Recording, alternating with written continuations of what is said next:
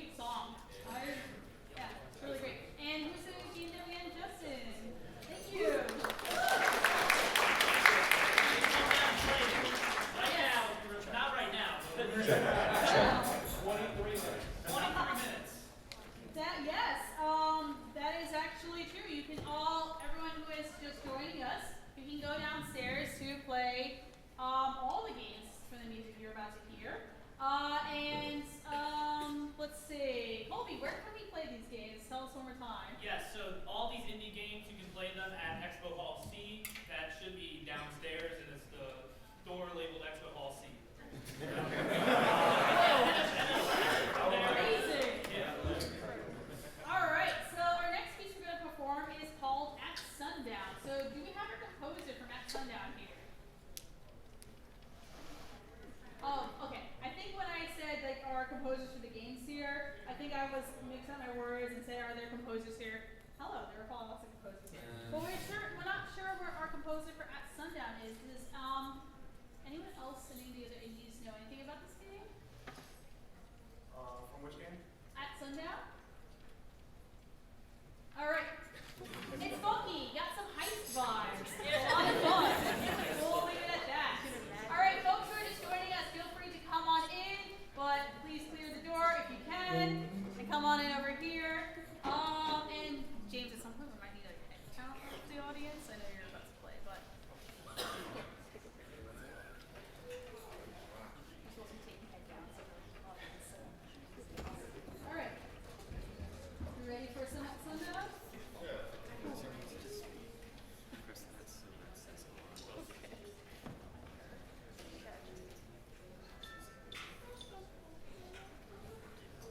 All right, At Sundown.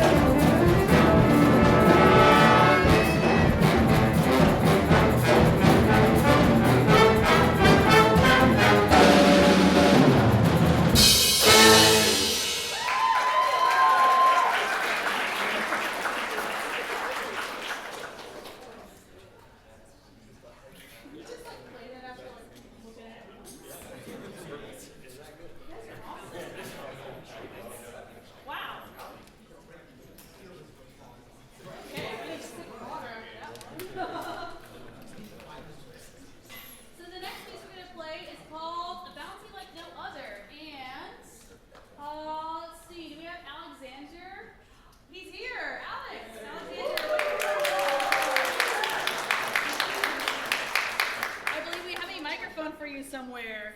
I can project. Sure. So, Oh wait, James is bringing you a microphone. Check. You could project if you want, but MAGFest is a lot of using your voice, so let's hear your voice. I've been talking to people all day for the last 3 days. So. You know what? So let's vocal rest and use the microphone. Yeah. Not vocal rest. Use the microphone. You know what to do. For Tell us sure. about your game. So, I wrote this song for the game Everlast Undying Tale. I was actually hired to be the game designer, but then we needed a person to write music, so I started doing that too, in addition to other things. This theme was written to be kind of the minor boss theme. I'm so tired. So, the minor boss theme for the game. So you would get this when you're fighting a group of bandits with their leader, or some kind of really powerful moderately powerful monster. I don't know how much else to say about it. I wanted to kind of capture a little bit of the franticness and kind of tug and pull of combat. Yeah. So. I really like that you chose 5/4 for like that kind of feeling of like franticness and kind of like unsteadiness. So we added a little bit of like accents to like beats 5 and 4, just a little bit. So tell us if you like it. No, that's perfect. I haven't done arrangement and for an actual orchestra in almost 10 years, so this is awesome. So thank you so much. Awesome. Well, we're super happy to play your piece. Thank you, everyone. Put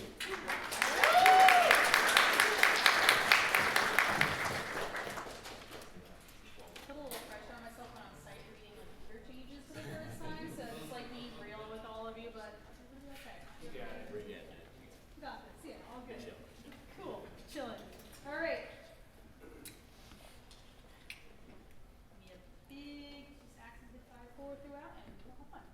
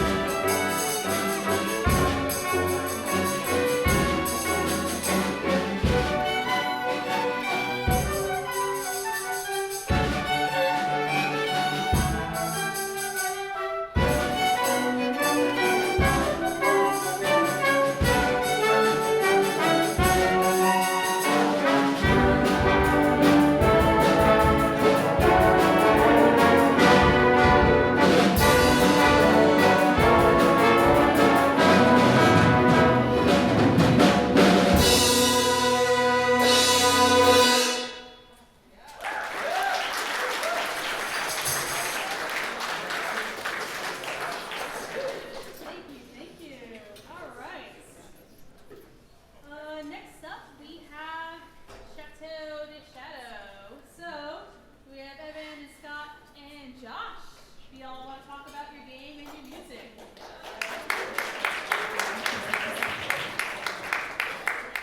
Hey all, Scott here. I'm the creator of Phantom Feline, the game from which Chateau de Shadow is from. This game started out as a game jam project for our UMBC Game Developers Club, and the theme was Lights Out. And so we decided to kind of do a reverse on A Link Between Worlds, if you've ever played it, where in A Link Between Worlds, Link can move in all 4 directions, but as soon as you make contact with a wall and press a button, you're locked to the x-axis. So now we flip that on its head, and normally you're locked to the x-axis, but if there's a wall with a light on it, you can become a shadow and move in all 4 directions. And so it's a puzzle platformer based on that concept. Chateau de Shadow is the first world of the game. It's typically your tutorial level. It was written in 3/4. Hello? Ah, it's back. It was written in 3/4 to kind of make that like kind of waltzy, like old mansion kind of vibes. Evan right here is the original composer of it. He's also the creator of King Scribble. So we kind of have a sister game kind of relationship going on there. And so I arranged it. I'm a chiptune artist, so I arranged it in a tracker from Evan's original composition. Did you want to talk a little bit about that? Yeah, so I originally composed it in Logic just within the 1 week that we made the game for, and then Scott and I actually co-arranged it in Tracker Boy, which is a program that kind of emulates the Game Boy sound chip.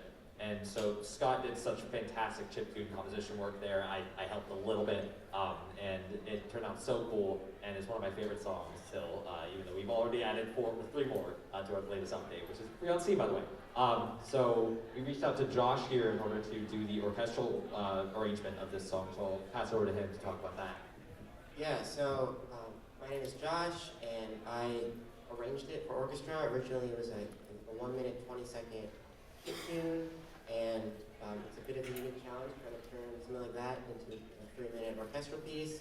So I took some inspiration from Ravel's Bolero, knows of that piece, and the snare drum line, and for the same melody, builds up, pulls back, and then builds up, really big crescendo, and it sort of ends.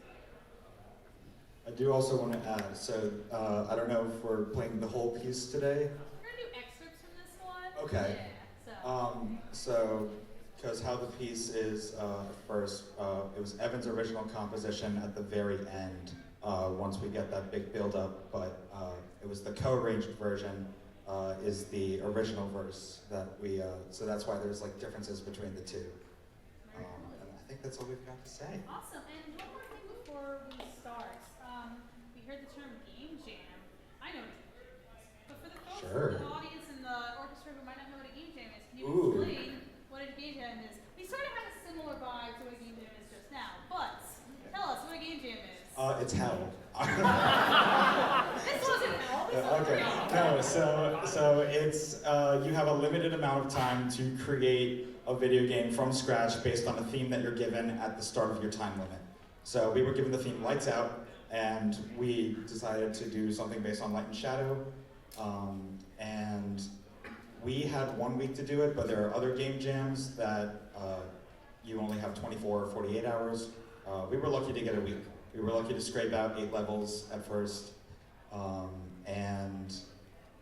What else do I say about game jams? Evan, do you have anything to say about game jams? For any game developers in the crowd, they're an awesome way to build up your portfolios. It forces you to really tighten your scope and come up with an idea and make it happen. And you build up that experience to go into bigger and bigger projects. So. Yeah. And for anyone who is looking to get into video games composition, they're also a great way to meet folks who are working on games and form a team like these 3 folks have over here and 100%. working together. Yeah. So we're going to perform a couple excerpts from Shadow to Shadow. So for the group in front of me, I'm going to cut you off at 31, and then we'll jump in at D to the end. Does that sound okay? I'll give you this 1 measure for nothing, and then we'll give you the ends. Cool. Now do my best to remember what I just said. All right. Are we good to? Yeah, you're gonna say, all right, stand.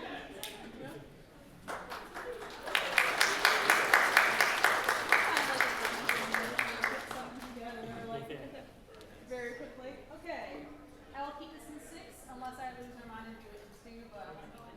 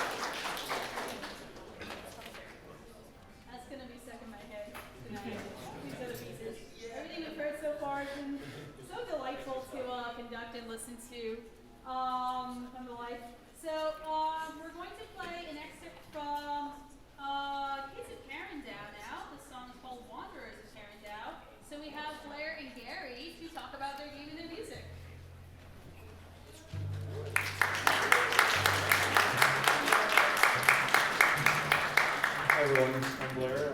This is Gary. So, Kids of Carindale is a JRPG it's a fantasy sci-fi JRPG that features a combination of real-time and turn-based combat, and a dual protagonist story where ultimately both sides are trying to overthrow the government. So that's fun. And the song you're hearing today is Wanderers of Carindale, which is the overworld music. And I'll let Gary, who composed it, a little bit about that. I would say the inspiration for the song is kind of Celtic in nature. I think Blair was a big fan of Great Big Sea in high school, so I sort of wrote the. That's fine, we're Canadian. Yeah, so the original version of the song I wrote back in 1997, and I rewrote the song for the new version of our game that we're working on right now. So get ready for a swashbuckling adventure. And unfortunately, we are not in the MIBS Hall this year. We showed last year, and with a little luck, we'll be back again next year.